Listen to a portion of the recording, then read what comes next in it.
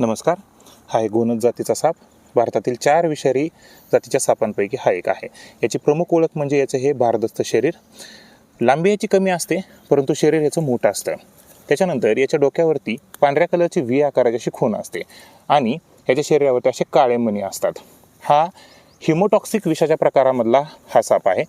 याचा चावा खूप दाहक असतो आणि हा जो साप आहे, जिथे चावलाय तिथले जे काही पेशी आहेत ते मृत्यू पावलं जातात, शरीर फुगतं आणि शरीरामधून रक्तस्राव व्हायला चालू होतो. जर हा साप चावला आणि तातडीने उपचार जर दिला गेला तर माणूस जगू शकतो, व्यक्ती जगू शकतो.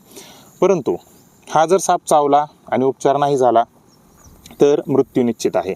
त्यामुळे सापाचा दंश जर झाला तर लवकरात लवकर हॉस्पिटलमध्ये जाणं गरजेचं आहे आणि ह्या सापाला मारण्याचा प्रयत्न करू नका. हा जो साप आहे हा संरक्षित प्रजातीमधला आहे आणि या सापाला जीवदान देण्याचं काम केलेलं आहे मंगेश गवळी. हे इंदापूरचे सर्पमित्र आहेत.